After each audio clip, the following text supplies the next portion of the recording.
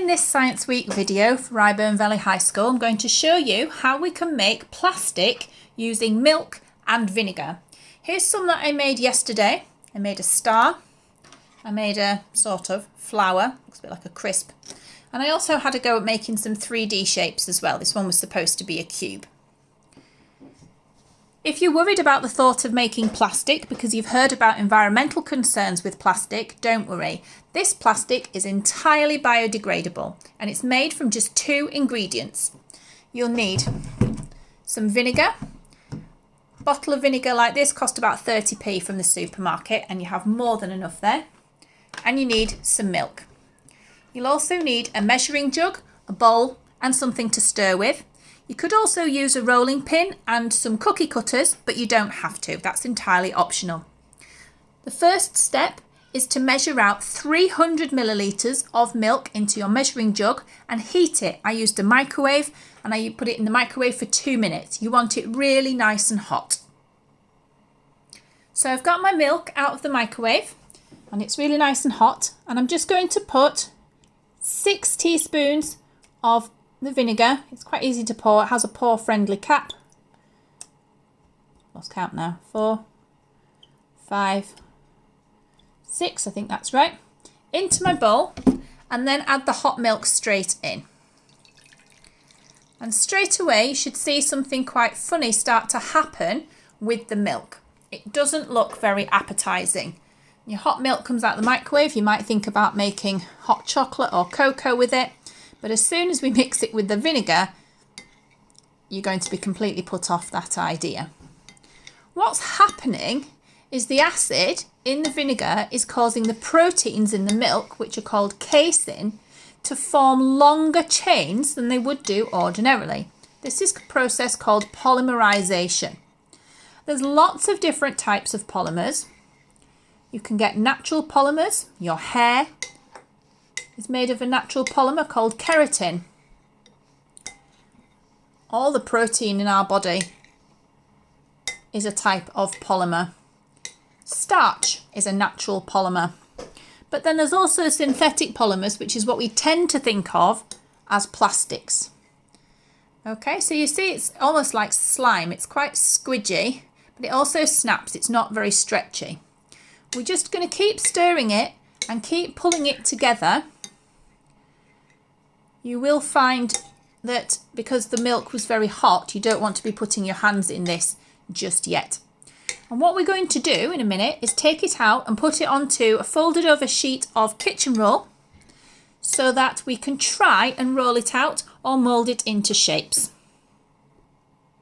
So when we've let the mixture cool a little bit, so we know we're not going to burn ourselves, then we can get it out. It's still quite hot. A couple of minutes, you'll be fine. Trying to squeeze the excess moisture out of it. And then place it on the kitchen towel.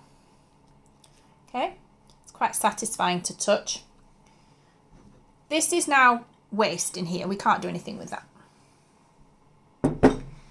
Now I would leave it to sit on the kitchen towel for a couple of minutes just so that it absorbs the excess moisture. You can see how much moisture has come out of this. And then I'm just going to put it onto the table.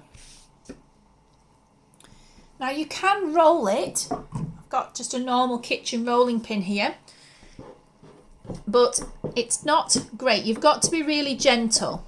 It will split and you will squeeze more moisture out of it. If you do this on a kitchen roll, you will find it might stick to the kitchen roll. So it's not great, but you can make it thinner. You can also just push it with your hand. If you don't have a rolling pin, you can use something like a tinned food, something like that. You can make it nice and thin.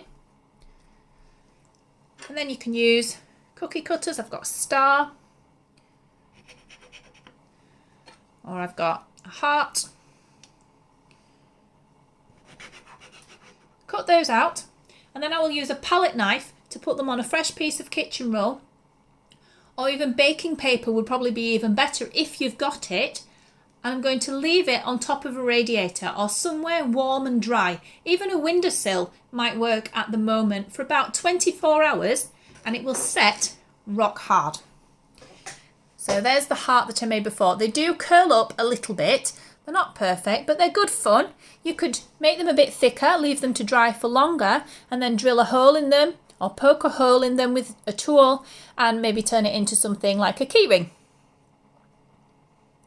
As I say, in the past, this material has been used for making jewellery, and it has been used for making things also like buttons. It could also be used, as other plastics are, for making electrical fixings, switches, because it's non-conductive, and as I've previously mentioned, it's also completely biodegradable, so it's really safe for the environment. If you were to put it outside and a small animal came along and ate it, they would literally just be eating milk protein, which, as long as it's fine for that animal, is fine. So there you have it, milk plastic. It's really quite hard, it's quite strong. If you want to send any pictures in to RVHS Science on Facebook, we'd love to see what you've made.